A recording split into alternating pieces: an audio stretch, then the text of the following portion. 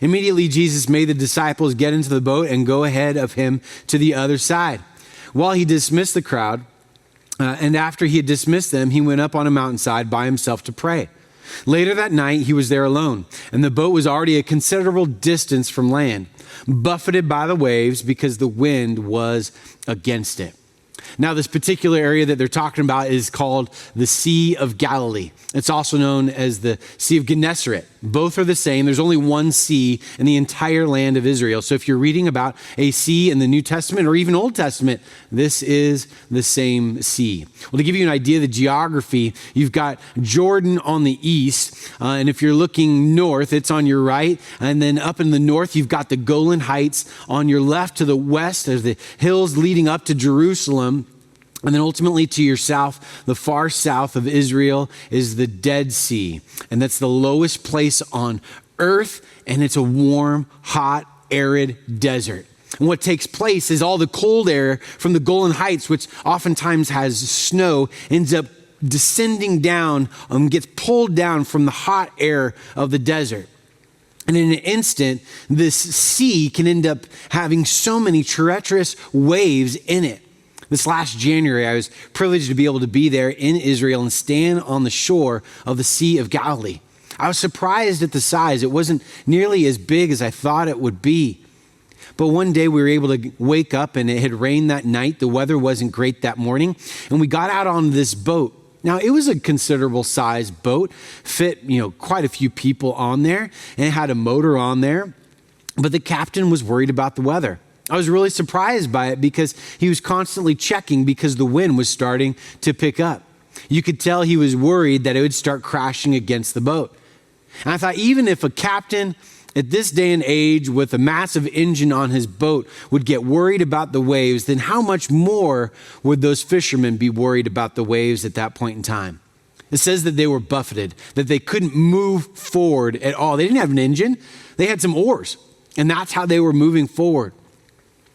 It says, shortly before dawn, Jesus went out to them, walking on the lake. When the disciples saw him walking on the lake, they were terrified. It's a ghost, they said, and cried out in fear. Now place yourself in this situation. This is in the middle of the sea. It's probably got cloud cover, and because of the waves, and there's not all of these cities that are lighting up this lake and you can see the outline of it. No, maybe just a few fires on the shore. In the middle of the darkness, they see what seems to be like a ghost coming towards them. I don't know about you, but I'd be afraid of the circumstances and I'd be afraid of what it is that I see in front of me. And Jesus speaks specifically to that. They said it's a ghost, but Jesus immediately said to them, "Take courage, it is I. Don't be afraid." Don't be afraid. You see, he spoke to their fear. He spoke to the thing that he saw in them. He says, "Take courage, it is I. Don't be afraid." I think they had a lot of reason to be afraid in that moment. And then, of course, Peter, the one disciple that is not afraid to put his foot in his own mouth, says, if it's you, Lord, tell me to come to you on the water." Jesus said, "Come." Now, I've always wondered about this particular passage, and right here, I've questioned it so much. Why did Peter ask that question? Do you think he wanted to walk on water? Was that his real motivation? You see, I don't think they had Marvel comic books or movies at that point in time where they had all these superheroes that they were thinking, oh man, maybe you could walk on water or fly or have all these different superpowers. This is just the gospel according to Trent, but in that moment, I think there was a sense that they were a sense of chaos and they were out of control and the boat that they were in, the place that they thought was their refuge. But he saw something different where Jesus was at. He saw a sense of peace where he was at. And he said, "Lord, if it's you, tell me to come to you." And in that moment, this white-knuckled moment, Jesus says, "Come." And it says that he got up and out of the boat. Now, this boat, larger than a dinghy, probably 26 foot, maybe 8 foot in the middle of the boat. You can imagine, though, if you've ever been in that size of boat, if you put all your weight on one side, it's going to make the boat tilt. and putting his foot, one foot out of the boat and onto the water. What was it that he felt in that moment? What was it that his foot landed on that gave him a sense of security that he could put his other foot out of the boat? And there, standing on the water, he could move forward. But it didn't say he stood on the water. It said that he walked on the water. He began to take steps towards Jesus because the sense of peace was in front of him. And in that moment, though, he began to look at the waves around him. He began to become afraid, and he began to sink. And then it says this: but when he saw the wind, he was afraid, and beginning to sink, cried out, "Lord, save me." Immediately, Jesus reached out his hand and caught him. I love this line. "You of little faith," he said. What? You of little faith? How is it that Peter's the one of little faith when he's the one that got out of the boat? Why isn't it not the other 11 disciples? But he says, "Peter, you of little faith." He said, "Why did you doubt?" And when they climbed into the boat, the wind died down. Then those who were in the boat worshiped him, saying, "Truly, you are the Son of God."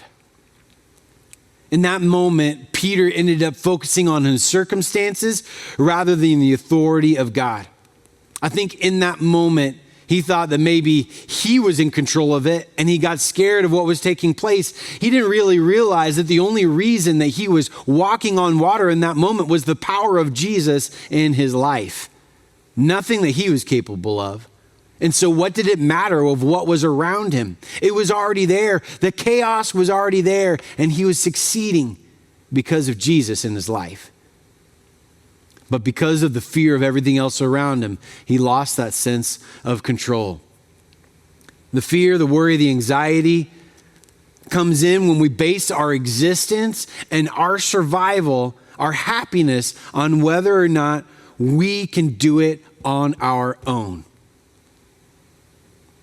When we think that we can do it on our own and then we lose that control, or we feel like it's slipping through our fingers, worry sets in, fear sets in, anxiety sets in.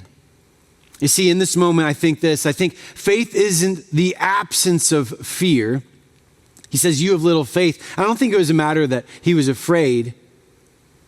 Several times in here it says that they were afraid. I don't think the fear all of a sudden left him. He was afraid of the waves. He was afraid of this ghostly figure. You see, faith isn't the absence of fear, but I believe it's the presence of trust. In that moment, he was trusting Jesus with his existence. He was trusting Jesus with his life. And when he stopped trusting Jesus and started looking at his circumstances, he began to sink. Have you been there? Have you been there recently where you felt like maybe you've been beginning to sink? Or maybe you already feel like you're already drowning? The question is are we focusing on Jesus? But why does fear dominate us? Why does it creep in? I mean, this isn't an exhaustive list, but I think it's from previous experiences, other people letting us down. We've all had somebody let us down, and we're just waiting for the next person to, and we think that God's going to be the same way. It could be the fear of the unknown. What's next? If I really trust God with my life, then what's next? And I don't know, and that scares me. And so maybe it's just better if I stay where I'm at. Or it's a lack of control. Or let me put this, a different translation of that would be, I don't trust you. I don't trust you. I would rather trust myself than you. That could be in your relationships, or that can be in your relationship with Jesus. The question is are we fully submitted to Christ? Are we fully submitted to him? You see, in this series, Dare to Pray, I just want to encourage you maybe today, dare to pray deeper. What do you mean by that, Trent? Deeper.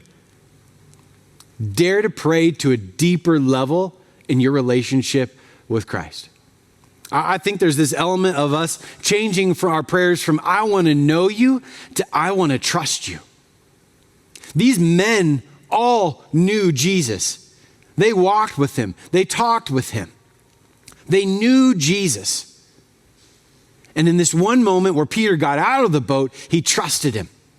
And when he trusted him, miraculous things took place. You see, we can know him with all sorts of head knowledge. We can quote Bible verses left and right. But do you trust him? Do you trust him with your life? Do you trust him with your marriage? Do you trust him with your physical health? Do you trust him with your finances? You see, all of a sudden, it's not necessarily just a matter of action or a matter of knowledge. It's a matter of action. It's a matter of trusting him.